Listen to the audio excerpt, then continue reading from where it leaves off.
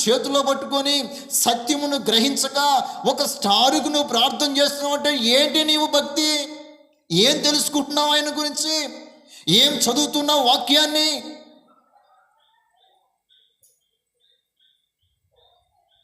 ఇంకొన్ని రోజుల్లో మనకు కూడా మొదలైంది. యవనస్తులందరూ కలిసి ఏం చేస్తారు? స్టార్ ఒకటి నిలబెడతారు. ఎన్నో సంవత్సరాల నుంచి స్టార్ కడుతున్నారు, కానీ ఒక్కరి జీవితం అయినా మారిందా? ఒక్క యవనస్తుడైనా దేవుని దగ్గర వచ్చాడా? ఎందుకంటే వారి హృదయంలో స్టార్ ఉంది, కానీ ఆ స్టార్ అసలు రావటానికి కారణమైన యేసు వారిలో లేడు. స్టార్ కడితే నీ బ్రతుకు మారదు, యేసును నమ్మితే బ్రతుకు మారిద్ది. ఫ్లెక్సీల మీద నూతన సంవత్సర శుభాకాంక్షలను, క్రిస్మస్ శుభాకాంక్షలను ఫ్లెక్సీల మీద వేస్తే నీ బ్రతుకు మారదు. యేసు ప్రభులు వారు ఎందుకు వచ్చాడో నువ్వు తెలుసుకొని ఆయన యందు విశ్వాసం ఉంచితే నీ బ్రతుకు మారిద్ది.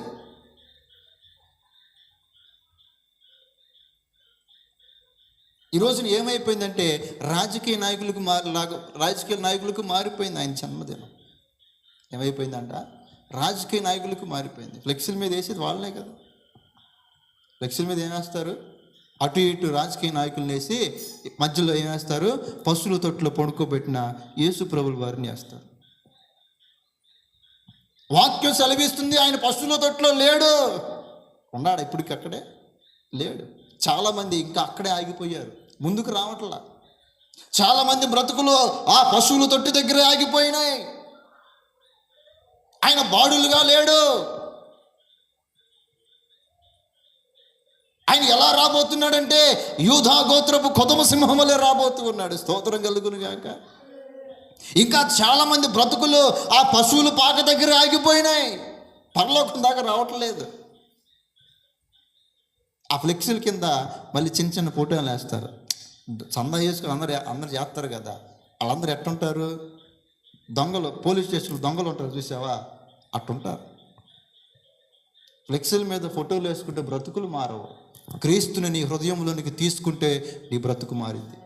క్రీస్తుని నువ్వు ఆస్వాదిస్తే, క్రీస్తుని సొంత రక్షకుగా నువ్వు అంగీకరిస్తే, క్రీస్తుని తప్ప వేరొక దేవుడు లేడన్న సత్యమును నువ్వు గ్రహిస్తే అప్పుడు నీ బ్రతుకు మారిద్ది.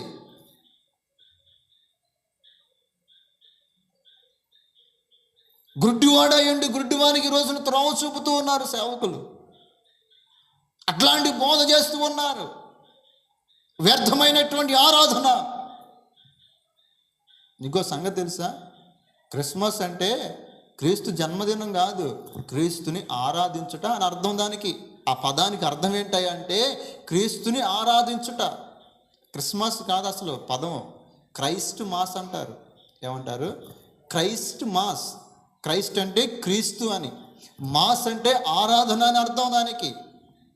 ఈ రోజున క్రైస్తులో క్రీస్తు లేడు, ఎగరగొట్టేశారు, క్రిస్మస్ చేసేసారు. వ్యర్థమైనటువంటి ఆరాధన చేస్తూ ఉన్నారు. పనికి మాలిన ఆచారాలను తీసుకొచ్చి గుడ్డివారుగా వాక్యమును గ్రహించకుండా, వాక్యములో సత్యమును గ్రహించకుండా, అరే యేసు ప్రభుల వారే ఆయనే చేసుకున్నప్పుడు మనకెందుకు, ఆయనను అనుసరిస్తే చాలు కదా అనేటువంటి బోధ లేదు. ఏం చేస్తున్నారు? వారు గుడ్డివారుగా మారిపోయి సంఘం అంతటిని కూడా గుడ్డివారుగా చేస్తున్నారు.